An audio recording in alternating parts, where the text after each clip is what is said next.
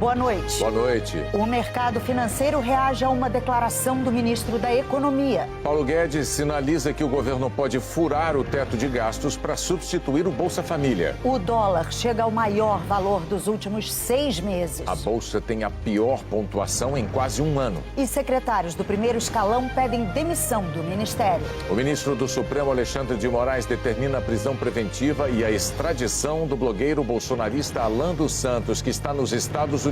A proporção de testes negativos para a Covid no Brasil é a maior desde o início da pandemia. Sancionada a lei que proíbe o sacrifício de cães e gatos saudáveis. Um estudo revela que os vikings chegaram às Américas séculos antes de Cristóvão Colombo. Um colecionador paga milhões por um esqueleto de dinossauro. O Jornal Nacional está começando.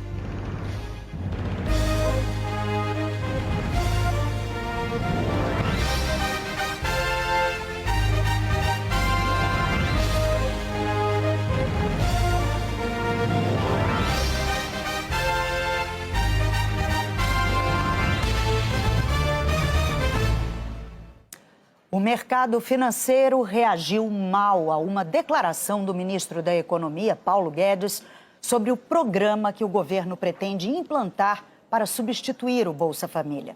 Faltando menos de 12 meses para a eleição, o presidente Jair Bolsonaro pressiona o ministério para viabilizar o chamado Auxílio Brasil o mais rapidamente possível.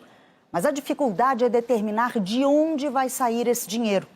E a sinalização de Paulo Guedes de que o governo pode ultrapassar o limite de gastos espalhou o temor de um descontrole fiscal e de uma deterioração dos números da economia brasileira, com mais inflação e juros altos.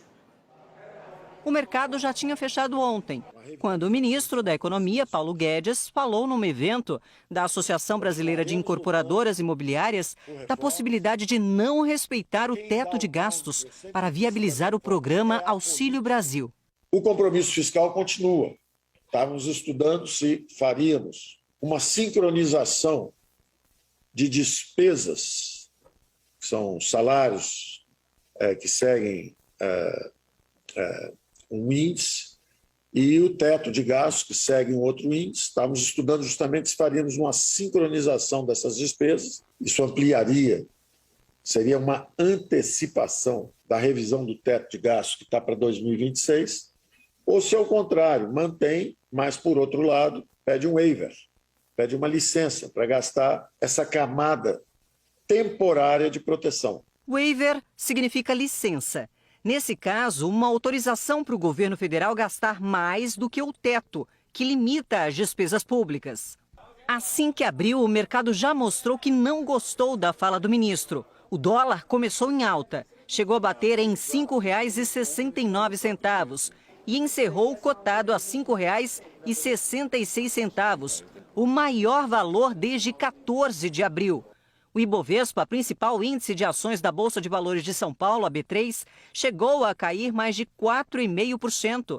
Terminou a quinta-feira com queda de 2,75%, na menor pontuação desde 23 de novembro do ano passado. Uma grande preocupação. A ideia por trás disso é a seguinte: vai furar o teto. Mas qual o tamanho desse furo? De que jeito vai se organizar isso? Porque o problema não é um furo pontual, mas como não tem uma regra, um entendimento claro a respeito do que se deseja, cria esse sentimento difuso de que pode piorar, pode se abrir mais, pode ter rompido o teto. O mercado financeiro reagiu a essa grande incerteza em relação às contas públicas, não apenas porque há uma preocupação imediata com a negociação que é feita nas corretoras, na Bolsa de Valores, mas porque se entende que o descumprimento do teto de gastos gera insegurança fiscal.